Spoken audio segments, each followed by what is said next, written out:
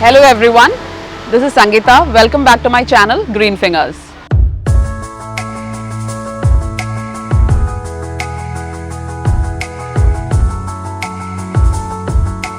I have two staghorn ferns with me.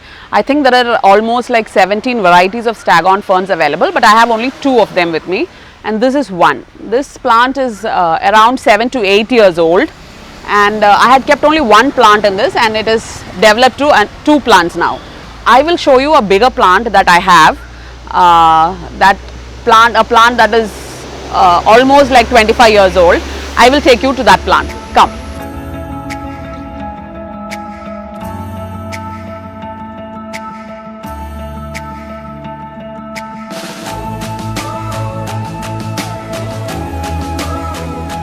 As the name suggests, it has uniquely shaped fronds which resembles a stag's horn, and this plant is a native of Australia, South America, Southeast Asia, etc.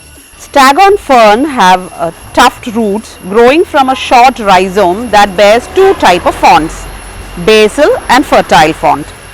The basal frond laminates to a tree. Normally the staghorn fern grows on tree barks in huge trees, and these basal frond get stuck to the trees.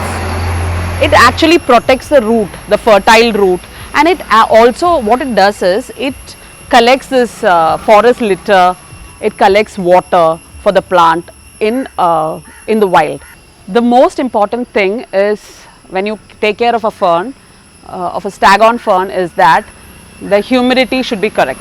It requires a lot of humidity.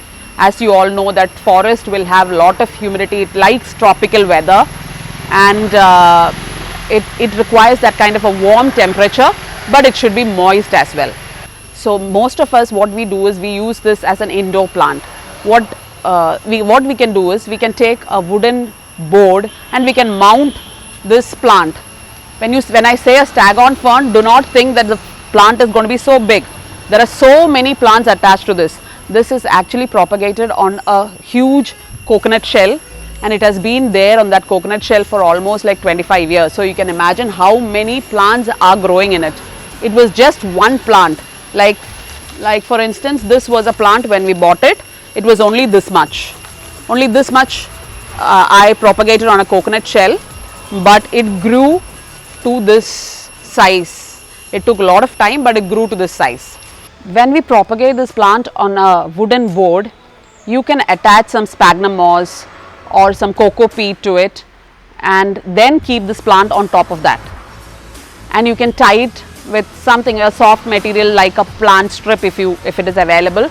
Mostly plant strips are not very widely available in India. You can use an old stocking or a pantyhose to tie it. Do not tie it with a fishing line, because it can cut the front and it can harm the plant.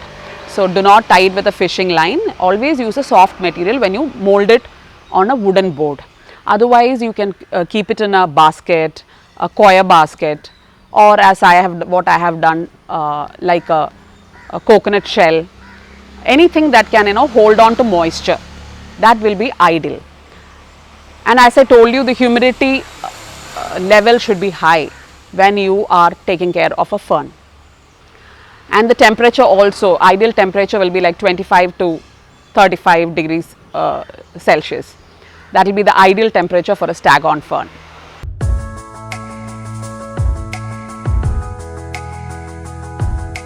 When you take care of a staghorn fern, you should be very careful about the lighting as well. Actually, when we think of a fern that lives in the wild, it gets sunlight, but not direct sunlight, because it is, as you can see here, it is under, I have placed this under a huge tree, a huge canopy, and there is sunlight, but this light is not directly falling on the fern. These leaves are filtering it. This is the ideal lighting for a fern.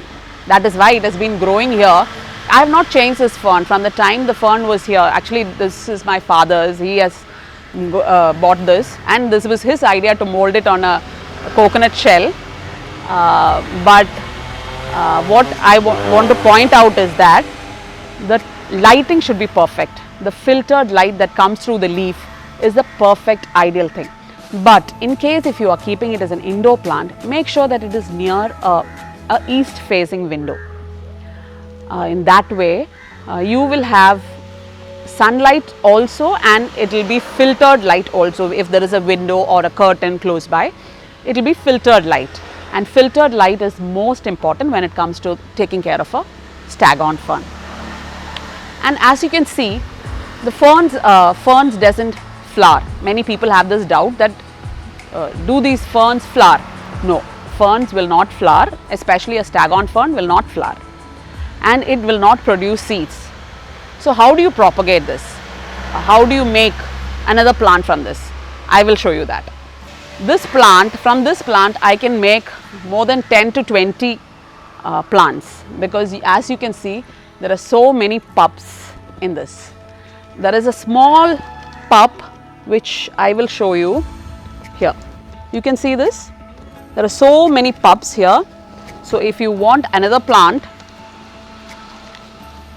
what you have to do is take a sharp sterile knife and take out and cut it here. Do not spoil this basal front of the plant, but just cut it here. Make a cavity so that the roots are not spoiled. Make a small cavity, use a sterile sharp knife and slowly cut it here or here. See, these are all pups. So actually I can make some 20 to 30 plants out of this one huge plant, which I have not done. I have left it as it is because for me I think it is kind of a piece of art actually. If just imagine hanging this plant on a big huge room, you don't need any other piece of art. This is a live piece of art. So I have not cut the pups out of this plant, but you can do that. If you want to propagate it, you can do that. I also want to do it. I am planning to do it. I am planning to take a small pup out and propagate it on a wooden board soon. I will show you in one of the video in the future how we do that. But for your information, I am just telling you that this is how you do it. And one more thing, the drain should be perfect. This is actually an air plant. It doesn't require soil.